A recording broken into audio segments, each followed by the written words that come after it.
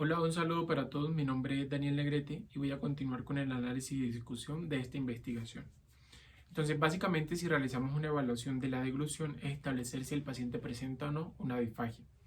Esta evaluación debe realizarse de carácter minucioso y en lo posible con un trabajo interdisciplinar que nos permite evaluar desde el nivel de conciencia. Si el paciente no está consciente, no podemos realizar este tipo de evaluaciones con protocolos, sino que se debe realizar evaluaciones con diagnóstico imaginológico, como es la videofluoroscopia, la endoscopia, la nasolaringoscopia, entre otras que sea de carácter imaginológico de la deglución.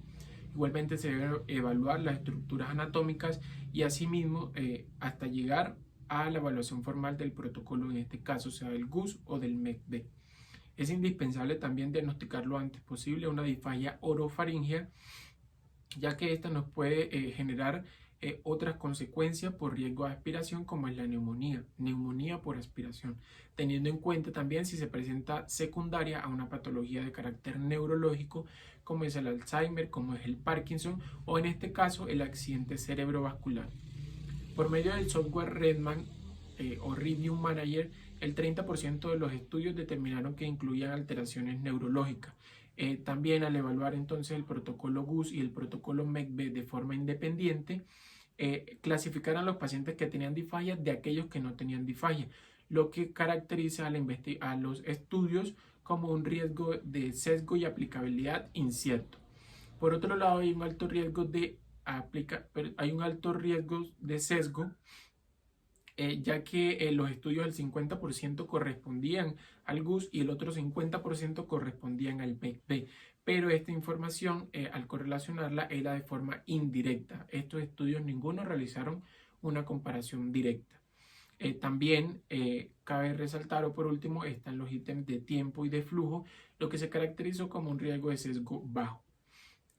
Bueno, se evidencia una moderada evidencia en los pacientes adultos y adultos mayores que tenían disfagia, correspondiente de la población de los estudios seleccionados a 872 personas. De estas 872 personas, el 56.4% correspondiente aproximadamente a 482 personas sí presentaban alteraciones en la deglución. Lo que nos permite determinar entonces la efectividad de la prueba diagnóstica, la efectividad de la evaluación de la deglución y la eficacia del diagnóstico de estas pruebas. Bueno, existen variaciones entre los valores de sensibilidad y especificidad de las dos pruebas.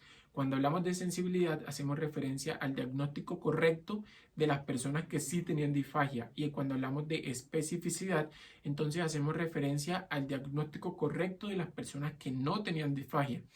Entonces, existe una relación y que consistentemente el valor de especificidad de las dos pruebas supera el valor de la especificidad de la prueba de la especificidad, perdón. Sin embargo, de esta forma se demuestra que la prueba GUS presenta un valor más específico al evaluarlo o compararlo con la prueba MECB, lo que determina que la prueba MECB clasifica menor pacientes o menor número de pacientes de tener disfagia y clasifica mayor número de pacientes de no tener disfagia, lo que ocurre al contrario con la prueba MECB, lo que ocurre al contrario con la prueba GUS. Entonces, por otra parte, al llevar a cabo la evaluación de la heterogeneidad, el MECB demuestra ser más heterogéneos teniendo en cuenta los valores de chi cuadrado y de índice de consistencia, al igual que la sensibilidad y la especificidad. Entonces, el GUS es menos heterogénea que la prueba MECB. Puede existir entonces esta heterogeneidad. Se pudo sacar la información ya sea por la metodología de los estudios, sea por la selección de los participantes u otra clasificación, como lo mencioné, que pudo sacar la información. Al hablar entonces de discapacidad discriminatoria, cabe resaltar que las dos pruebas presentaron un buen valor de capacidad discriminatoria, es decir, de diagnosticar pacientes que sí tenían disfagia, pero cabe resaltar que el GUS prevalece o generó el mejor valor para esta capacidad discriminatoria.